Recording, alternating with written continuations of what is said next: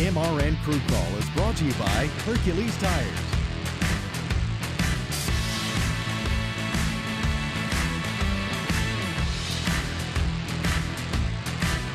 Hello again, everyone, and welcome to another edition of MRN Crew Call, the program that takes you behind the scenes. On this week's program, we'll be chatting with Winston Kelley. He's MRN's lead pit reporter, but he's also the executive director of the NASCAR Hall of Fame. And he's in his last full-time season with the Motor Racing Network. We'll get some perspective from Winston about that, the playoffs, and a whole lot more next. Sir, are you aware you were going 40 miles an hour? This is a residential area. Sure, but I'm on my lawnmower? Wait, am I getting a ticket? No, I've just never seen anyone top 9 miles an hour on one of those bad boys. And mow their entire lawn in 30 seconds? What got into you? Well, it did fuel up at Sunoco this morning. At Sunoco, we know how to fuel peak performance. We've been doing it for American racing for over 50 years. Fuel your best. Welcome back to MRN Crew Call. As we said, our special guest on this week's show, Winston Kelley, the executive director of the NASCAR Hall of Fame and MRN's lead pit announcer as we get set to start the playoffs. But first, Winston, we got a little breaking news to talk about. I saw the governor of North Carolina said yesterday that some of the restrictions that have been in place in the state are changing, and that's great news for you and the Hall, right? You guys are going to be able to reopen? Yeah, we're in what he's now calling 2.5, and we've had a plan that we've been ready to implement back in June, all the safety protocols, and I won't bore you with all of that, but timing-wise, we're going to have the next phase of our soft reopening for just our Hall of Fame members and some of our key stakeholders. That'll be the weekend of September 12th and 13th. Then we will reopen to the public on September the 16th. Wednesday, September the 16th, 10 a.m. And we'll go back to our normal operating hours for this time of year, which is Wednesday through Monday, 10 a.m. to 5 p.m. And we'll continue to have Tuesdays reserved for group reservations from that regard. So open to the public, September the 16th. Go to NASCARHall.com and check everything out. So we're very excited about that. The team's really anxious to get back and open our doors to guests. Now, I know that there are still rules and regulations. Every state has different ones. Will there be some capacity requirements there? And should folks call the check to see, hey, are you busy today before they come down? Well, the capacity is 50%, so of fire capacity, fire code capacity, and our fire codes are 2,400 people. So we could have up to 1,200 people. In this time of year and in this environment, we don't think that that's going to be an issue. So we're not going to go to time ticketing. We'll also need to monitor social distancing in certain areas, up to 25 people in certain rooms and things like that, which we feel like we're easily going to be able to manage. And, if we have more guests than we anticipate, then that'll be a good problem and have to go to time ticketing. But we think we'll be okay, at least for the foreseeable future. Now, I'm looking behind you, and that kind of gives me the Jones to get over there and see some of the cars. But refresh folks on what the current exhibits are, because I know there's a big truck display in the main hall there. Well, we did a tremendous amount of changes beginning last summer and totally redid what we used to call the Race Week experience. And now it's inside NASCAR. A lot of new, larger interactives, and you will get a stylus. So you won't touch the screen, but you'll have a stylus to touch your screen. So that whole area was redone in the August-September timeframe. Then in January, we did our normal updates of the Hall of Honor for a class of 2020, our champions case, our memorable moments from the previous year. But we also took on 2 other huge projects. The exhibit that you see behind me is our Glory Road champions that Dale Earnhardt Jr. helped pick out both the theme and then all 18 cars. And that was open in January. So it wasn't open that long before COVID hit and we had to shut down. And then right after that, right around the Daytona 500, we opened hauling 25 years of the NASCAR Truck Series. So a lot of new exhibits going back to September, and especially the first part of this year that we're excited to show everybody. Speaking of the exhibits, I saw something interesting recently on social media where a fan reached out with some memorabilia. I think it was a ticket, and you were talking about the process of folks have things that they'd like you guys to take a look at, that whether or not it could be in the Hall of Fame. How do folks get involved there? They go online. It's a real simple process, and it's in the upper right-hand corner that you click on, I can't remember the exact verbiage, that you click on it, and then it takes you to a donation link. And one of the things, the good news is we get a lot of good offers. We're not looking for memorabilia, if you will, somebody's collection of their credentials or something like that. We're looking for something that's an actual part of history. And this was a ticket to the 1959 Daytona 500. It's the real deal. It's the real deal. So it goes to the curatorial affairs team. Tom Jensen, Dan Simone look at it. They get back with the folks. And if they're looking to make a donation, we just got a donation of another car. We've got another one that we're not ready to announce yet. We got one of Bill Elliott's Thunderbirds that Junior Johnson owned last year. So we're always getting different things. And those are highlighted on the website as well, some of the latest donations. So it's a very easy process. Just go to the website, send it in, and Tom or Dan will get back with them. Let's sort of stay on the theme of historical stuff as it relates to today. We're about to open the playoffs and headed to Darlington, throwback weekend there. What a more fitting track to get the playoffs cranked up. But I'm curious, a lot of folks don't even remember that it's flip-flop now. The start-finish line is on the opposite side of where it used to be. Heading back to Darlington, I imagine that in your position, that place still gives you goosebumps, doesn't it? Oh, yeah. I used to go there as a kid. My dad used to do some announcing there. I remember going back in the 70s when I was in college. I was actually at the race in 79, what was then, I believe it was the Rebel 500 then, that Darrell and Richard swapped the lead back and forth. Went down with a couple of my college buddies from NC State. And then when I started getting involved in NASCAR, one of the things I was able to do is PA at Darlington back in the early 80s to kind of get my foot in the door. And, remember when there was an overhang or an awning, if you will, cover all the way down what was then the front straightaway, and sitting on the top of that at the end, spotting for different announcers. So remember that track from that perspective and how it's flip-flop. I was at Terry's first win back in 1980, again, as a fan there, and remember that. So one of my very, very favorite tracks for all different perspectives, the historical perspective, and just getting to cover some of the best moments in NASCAR that's happened at Darlington. It certainly has seen a ton of those memorable moments. But from a perspective of the playoffs coming in, it's not been in this position before where it's opened the playoffs. What kind of dynamic does that throw into the mix? Because A, we've already been there twice this year, and B, we know it eats tires. Well, I think I love the strategy part, being on pit road, of how they work the tires. I remember a race a couple of years ago, maybe 3 or 4 years ago, that Carl Edwards, crew chief, and it was either Dave Rogers or Darian Grubb. I think it was Dave Rogers, left him out once. And he went 2 laps down, and I'm sitting there thinking, what the heck is he thinking about? And I had him in my fantasy pool, so I'm joking with Alex Hayden, said, go down there and punch Darian in the mouth. What's he doing? He ended up, I think we had 11 sets of tires then. I think we got 13 this weekend, had 11 sets of tires. We had enough late caution flags. He had gotten back on the lead lap, had an extra set of tires, won the race. So you're going to have that scenario, even with 13 sets of tires. They can be out 5 laps and come back in. It's not, a 10 lap, 12 laps. They're going to want them every single time. But if we have a lot of caution flags early, tire management, and not tire management on the track, but the number of tires that you put on, I think that's going to be a huge deal, and put it in the hands of the crew chiefs. And then we're going to have one of those long green flag runs that somebody's going to short pit or come in earlier than they need to. The fuel window means nothing at Darlington. When you look at how we break down the races, they'll come in somewhere in that 40 lap range, but somebody's going to come in 30, pick up time on the racetrack. Is it going to be a monkey see, monkey do? So you're going to have that. And then you got guys that typically run very well there, and those that don't.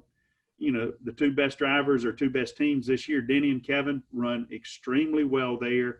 Others have not been as good there. Those might be the guys that pull something out of the hat. Justin Alexander, Austin Dillon's crew chief, made a point when he was on one of the shows this week to say, it's not been one of our best tracks. Look for guys like that to do something different, to put themselves in a position for a better finish.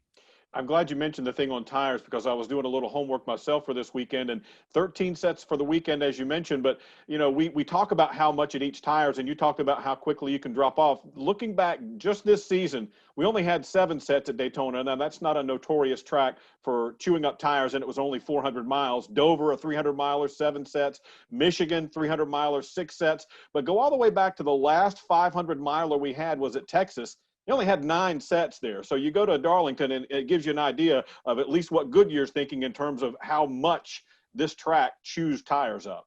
Well, and the fact that it's a 367-lap race rather than, I think it's somewhere in the 328 to 334 range at Texas. So you got another 40 laps as well with the length of the racetrack. So absolutely, honestly, and crew chiefs that are watching this will want to kick me in the ankle.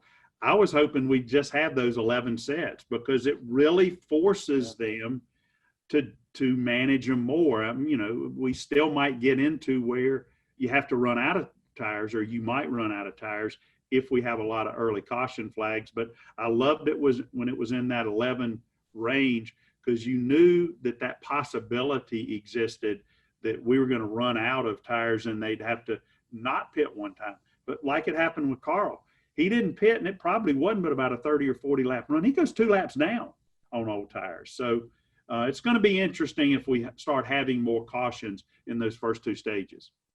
One of the interesting things as well, talking about the history of the track, I was chatting with Martin Truex Jr. recently, and he said, you know, I was teasing him and asked him to give advice to somebody who'd never raced at Darlington before. He said, stay as close to the wall as you can without hitting it.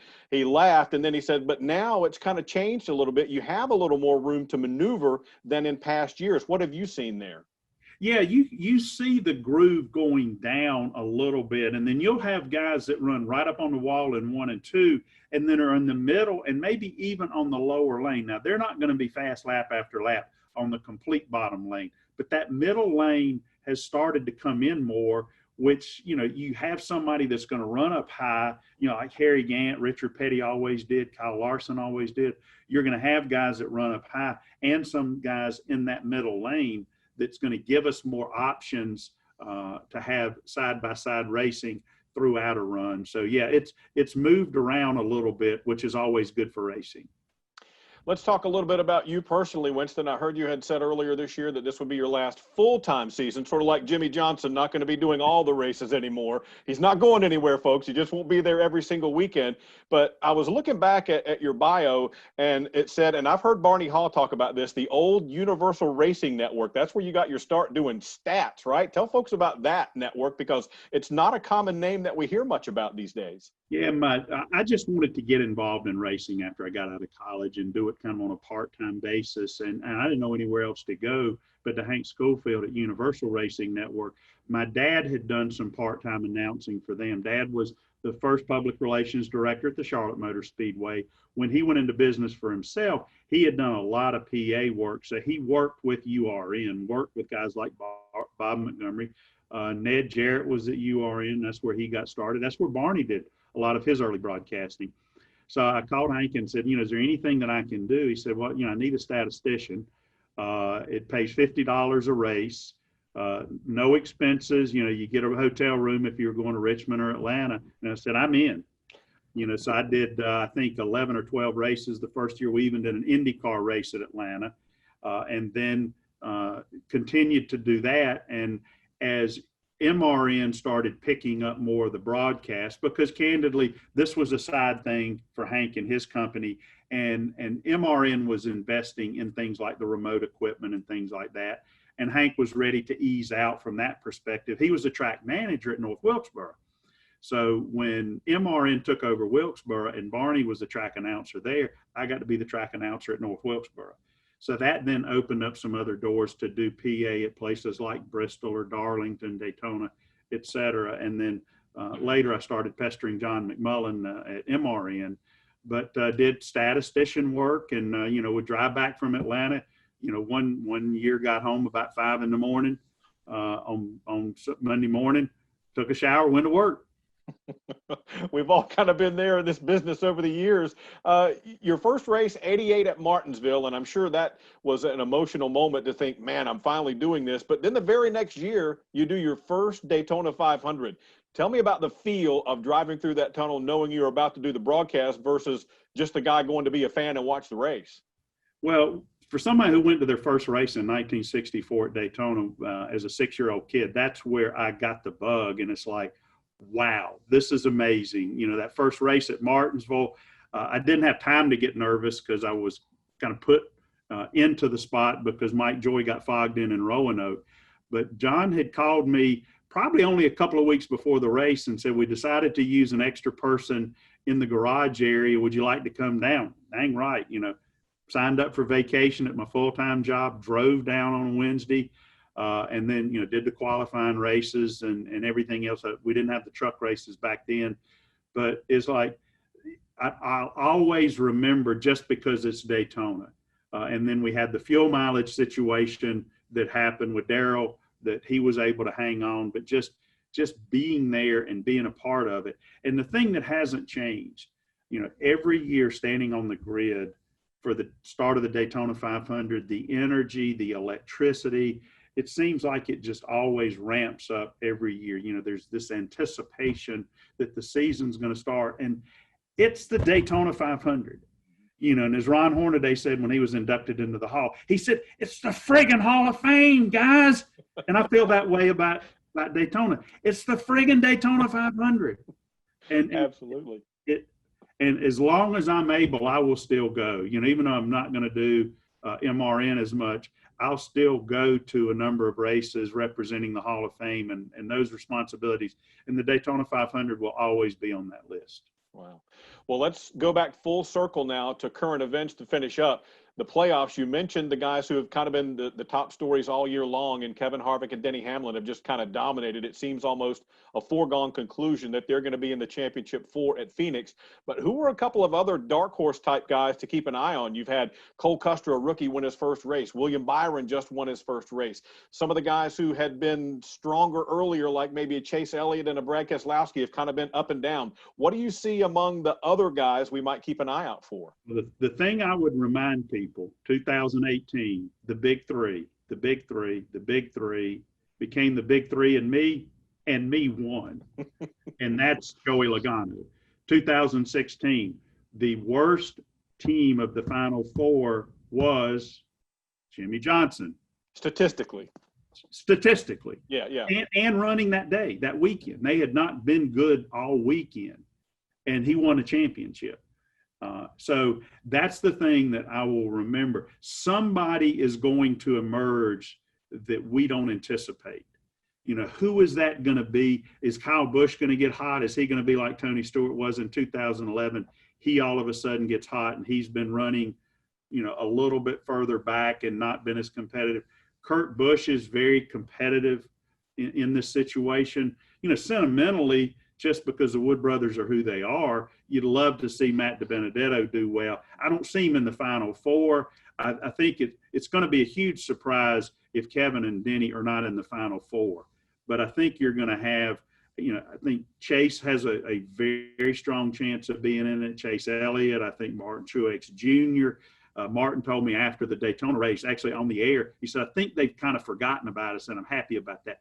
They may be the best one-win team easily. You look at how they've had the thirds and the seconds and all that. So if he has a few good races, I think Martin is certainly somebody you can never count out. Any of the Penske guys, any of those three. You know, Ryan Blaney's been so good at places like Talladega. That's going to be one of those transfer races. You know, I think there's a good, all 16 can make it.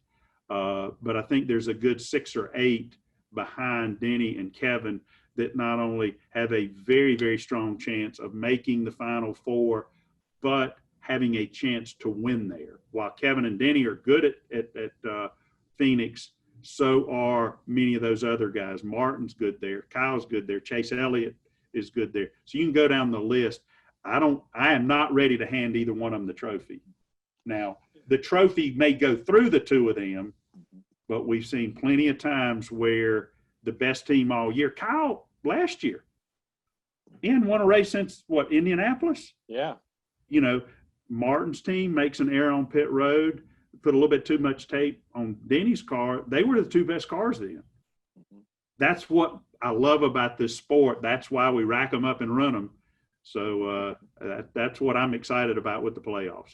And this whole year has been, every time we think we know something, it changes, right? So I think there's much more unexpectedness, if that's even a word, to come.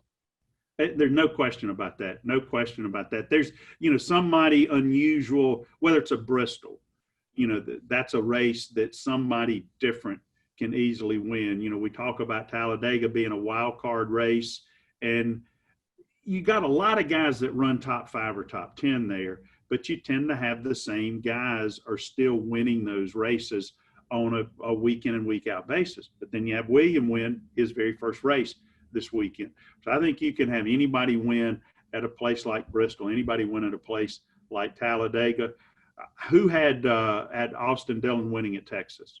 I didn't. Yeah. Who had, you know, they start to restart at Kentucky. I said, okay, Cole Custer's going to push Kevin Harvick to the win. Cole Custer said, I got a race team here. He got one heck of a run. And I talked to he and Mike Shiplet after that and said, the thing I admired, he went and took it. He didn't back into it. He went and took it at a 1.5 mile track that these other guys have been so good. So I think it's a bit of a stretch to think that Cole is going to go to the Final Four, but he has proven he can go out there, as has Austin, can go out there and he can win, not back into something. So that proves, I think, somebody is going to fall out of this first round that we don't expect. Yep, Don't know who it is. It's a survive and advance game for sure, almost like the NCAA tournament. Well, Winston, we appreciate your time. Look forward to catching up with you this weekend at Darlington. I'll be doing the pre-race, and hopefully you'll be talking to a lot of drivers on pit road before we get rolling. And, man, I can't believe it's almost playoff time. Can you? I'm shocked. If somebody would have told me back in May we would be back on track at Dover, I'd have said I'll take that bet. I thought we were going to be racing into November, and if we got done by Thanksgiving or early December, that we would be fortunate. You know, the whole industry, you know, NASCAR's leadership cannot be overstated, but the whole industry and how people have taken this thing so seriously. You know, we don't even get to go in the garage area. I hate not being able to have those conversations, but it's the right thing. How serious people are taking, wearing the mask, the social distancing, doing the right thing, being on track to having the playoffs like they were scheduled for Cup and very close on the other two series. You know, we're in for a great playoffs for all three series, and hats off to NASCAR, but to the entire industry. And, you know, I won't say I can't wait to get to Phoenix. I just can't wait to get to every one of the races and the ones I'm not going to watch them and listen to them, of course, on whether it's MRN or PRN. There you go. Finish with the plug, baby. That's how you get her done. That's Winston Kelley, the executive director of the NASCAR Hall of Fame, Motor Racing Network's lead pit announcer as we get set to start the playoffs this weekend at Darlington. We'll be right back. Citywide to countryside. Whatever you drive, wherever you go, Hercules Tires has the value, selection, and industry-leading warranty to get you there, no matter where the road takes you. Go to HerculesTire.com. There you can find the nearest authorized Hercules retail location to you. Plus, you can use the tire tracker to find out which Hercules tire fits your vehicle the best. That's HerculesTire.com. Hercules Tires. Ride on our strength. Welcome back to MRN Crew Call. Don't forget, we want to play along with you while you're watching and listening to the races here as we go through the playoffs. Use the hashtag NASCAR Tailgate and play along with us on Twitter, on Facebook, and on Instagram. Let us see what you're doing while the races are going on. If you're grilling out, if you got a bunch of friends over at your man cave, if you're hanging out, whatever you're doing, play along with us. Use that hashtag NASCAR Tailgate. That's all the time we've got on this week's program. I'm Woody Cain, and we want to thank Winston Kelley, the executive director of the NASCAR Hall of Fame, opening back up soon. Make sure you check them out when things get back to normal in terms of the Hall of Fame. We'll see you right back here next week for another edition of MRN Crew Call. MRN Crew Call was brought to you by Hercules Tires.